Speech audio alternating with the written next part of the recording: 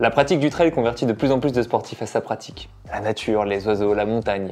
Si on met de côté le froid, la pluie et les entorses, je pourrais presque vous comprendre. Parmi ces sportifs, il y a évidemment des coureurs sur route qui se convertissent. Le trail ressemble tellement à sa grande sœur la course à pied sur route, la passerelle semble toute trouvée. Cependant, est-ce si simple que ça? Est-ce que à tout moment, Eliud Kipchoge peut remporter le marathon du Mont Blanc? Est-ce qu'être bon sur la route est indispensable pour être bon en trail? Pour connaître votre avis, nous vous avons posé directement la question sur la communauté du campus. Alors, doit-on être bon sur le bitume pour être bon en montagne? C'est le sujet de l'épisode 14 du Grand Débat.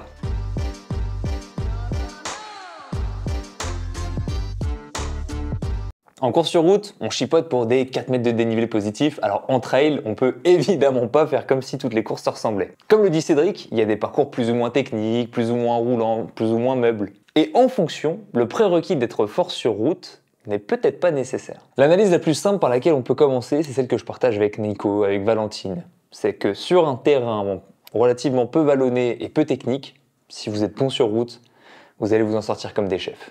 Cependant, vous avez été quasiment unanime pour dire que plus le terrain s'escarpe, plus la balance s'inverse.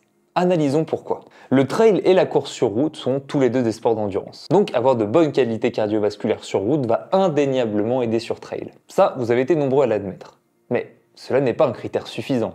Comparer le trail avec la route, c'est un peu comme comparer la route avec le cyclisme. Tous les cyclistes ne font pas forcément de bons coureurs, de la même manière que tous les bons coureurs ne font pas des bons cyclistes ou des bons skieurs de fond par exemple. Les deux différences principales entre ces deux sports, ce sont les qualités périphériques et les besoins techniques. Par qualité périphérique, j'entends tout ce qui va être qualité musculaire et tendineuse. En course à pied sur route, nous restituons énormément d'énergie de manière élastique. Quasiment 40-50% de l'énergie totale produite. Et ces qualités élastiques, nous les devons, entre autres, à nos tendons. Sur route, nos muscles ne servent qu'à compléter le reste. En trail, en revanche, sur les phases ascendantes par exemple, il n'y a aucun renvoi élastique, surtout quand on marche.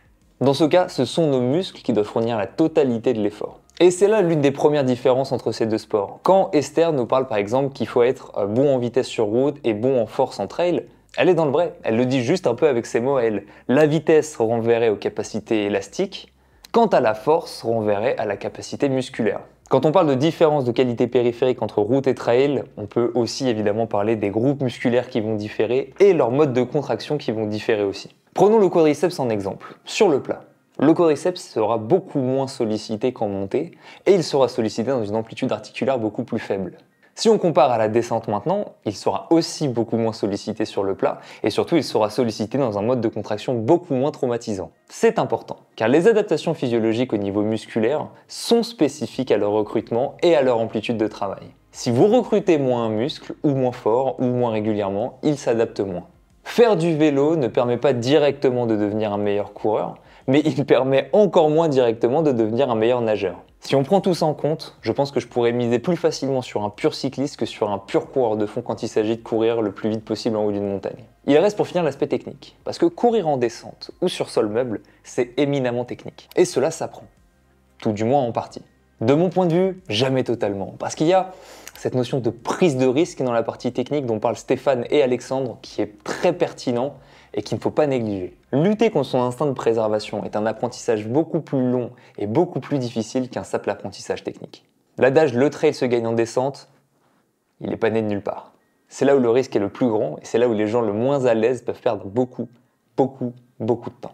Récapitulons pour terminer ce débat. Nous avons vu que la performance en trail pouvait être définie par 3 variables. Les qualités cardiovasculaires sont, elles, communes avec la course sur route et le trail, alors que les qualités périphériques et les qualités techniques, elles diffèrent. Si on prend ces 3 facteurs en compte, pour répondre à la question du débat, je vais rejoindre l'analyse de Nico. Si les qualités cardiovasculaires sont le seul lien qu'il y a entre les deux activités, alors il n'y a pas besoin d'être bon sur route pour être bon en trail, pour la simple et bonne raison que ces qualités-là peuvent être travaillées en montagne. Il n'y a pas que sur la route qu'on développe nos capacités cardiovasculaires. Pour imager tout ça, prenons l'exemple de notre doyen du campus, Running Addict. Au marathon du Mont Blanc, en ayant couru 18 ans sur la route, il est moins bon sur trail qu'en ayant fait 18 ans de trail. Ça c'est logique. Mais ces qualités cardiovasculaires développées sur la route lui ont quand même permis de combler une bonne partie du retard qu'il avait sur les 2 autres variables, et lui ont permis de faire un temps plus qu'honorable, comme dirait Jean-Phi. A l'inverse, imaginons un jour où un trailer finirait par courir sur route. Au hasard, Mathieu Blanchard au marathon de Paris.